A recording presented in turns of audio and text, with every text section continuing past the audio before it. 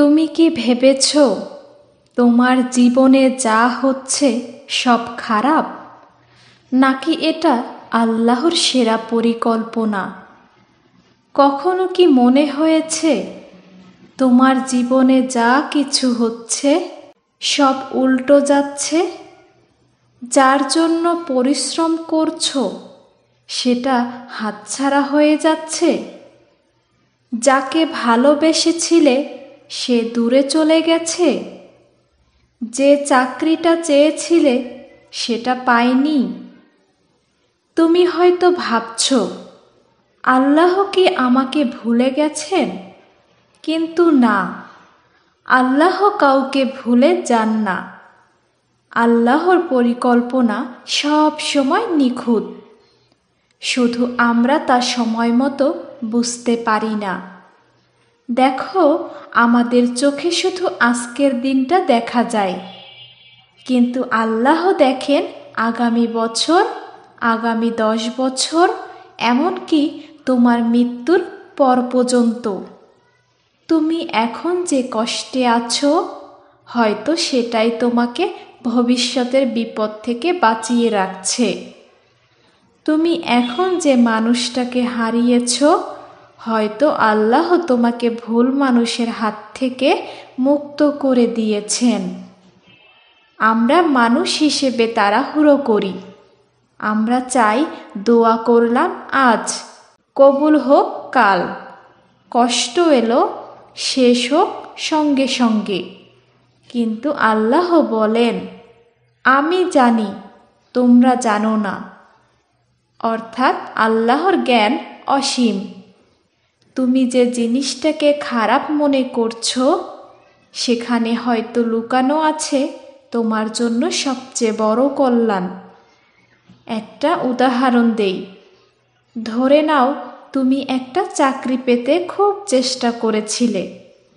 তুমি দোয়া করেছিলে, কান্না করেছিলে, তবুও চাকরিটা মেলেনি। তুমি কষ্ট পেলে, ভাবলে আল্লাহ তোমার দোয়া শুনলেন না। কিন্তু কয়েক মাস পর জানতে পারলে সেই অফিসে বড় দুর্ঘটনা হয়েছে। তখন তুমি বুঝলে আল্লাহ না বলাটা আসলে ছিল তোমার জন্য বিশাল রহমত। তাই কখনো আল্লাহর পরিকল্পনাকে অন্যায় মনে করো না। তোমার কষ্টের পেছনেও আল্লাহর দয়া লুকানো থাকে। তুমি কি জানো, কখনো আল্লাহ তোমাকে দেরি দিয়ে পরীক্ষা করেন, কারণ তিনি দেখতে চান তুমি আল্লাহর উপর কতটা বিশ্বাস রাখো। তুমি কি শুধু সুখের সময় আল্লাহকে ডাকো? না, কষ্টের মধ্যেও বলো, আমি তোমার উপর ভরসা রাখি। ধৈর্য মানে কষ্টে চুপ থাকা না। ধৈর্য মানে হলো কষ্টের মধ্যে আল্লাহর উপর ভরসা রাখা। তুমি কাঁদতে পারো, কিন্তু বিশ্বাস হারিও না। তুমি দুঃখ পেতে পারো, কিন্তু মনে রেখো আল্লাহ কখনো অন্যায় করেন না। তোমার জীবনের প্রত্যেকটা ব্যর্থতা, প্রত্যেকটা আঘাত তোমাকে কিছু শেখাতে এসেছে। যখন কেউ তোমাকে ছেড়ে গেছে, তখন আল্লাহ তোমাকে শিখিয়েছেন সব ভালোবাসা চিরস্থায়ী নয়। যখন তুমি ভেঙে পড়ছো, তখন আল্লাহ তোমাকে শক্ত হতে শিখিয়েছেন।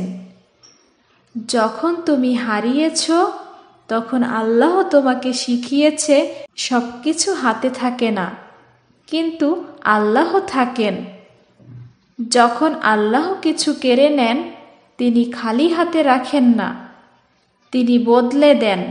কখনো ভালোকে সরিয়ে দেন যাতে তুমি সেরা পাও।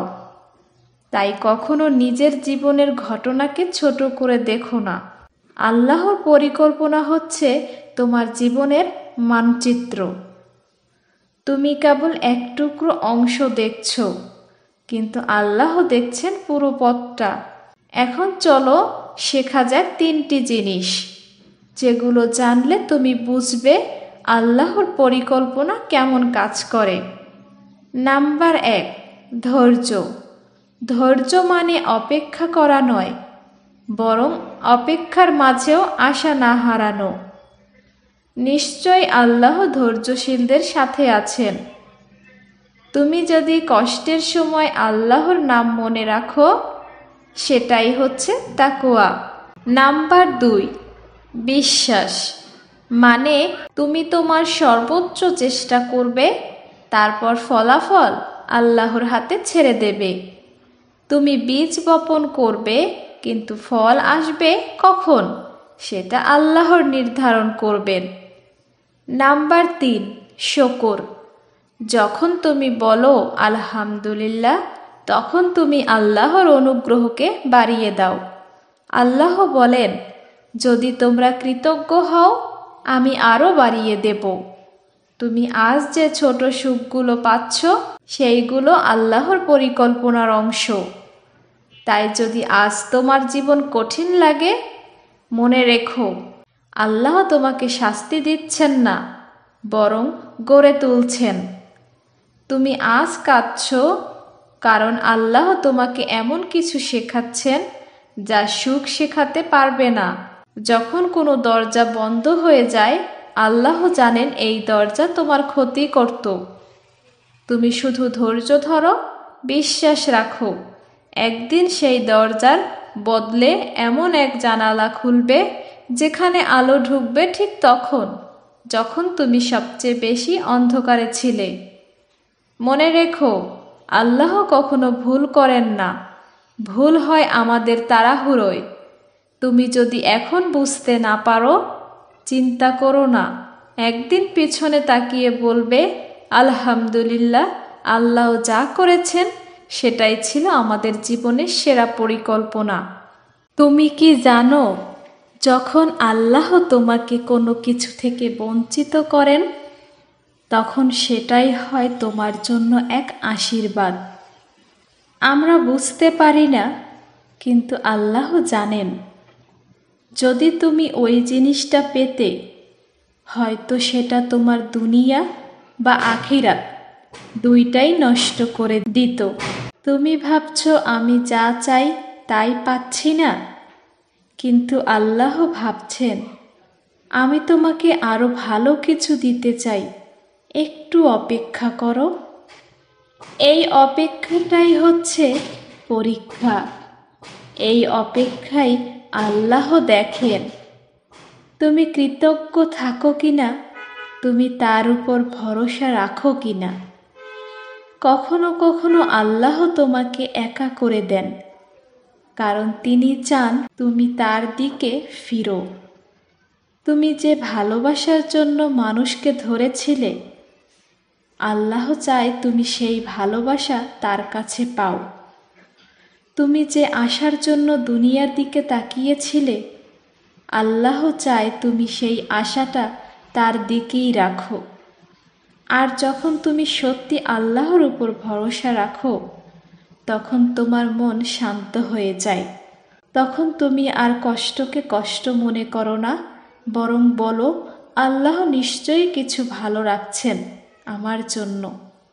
একটা জিনিস মনে রাখো, আল্লাহর পরিকল্পনা তোমার বোঝার বাইরে হতে পারে, কিন্তু সেটা সবসময় তোমার ভালোর জন্যই হয়। তুমি আজ যা হারাচ্ছ, সেটার প্রতিদান আল্লাহ এমনভাবে দেবেন যে তুমি অবাক হয়ে যাবে। তুমি ভাববে, এই যে কষ্টের পর এত সুন্দর পুরস্কার পেলাম, এটাই তো ছিল আল্লাহর সেই রহস্যময় পরিকল্পনা। তাই হাল ছেড়ো না, মন খারাপ করো না। তোমার জীবনে যত ব্যর্থতা, যত কষ্ট, যত অশ্রু, সবই একদিন তোমার হাসির কারণ হয়ে উঠবে, যদি তুমি আল্লাহর উপর ভরসা রাখো।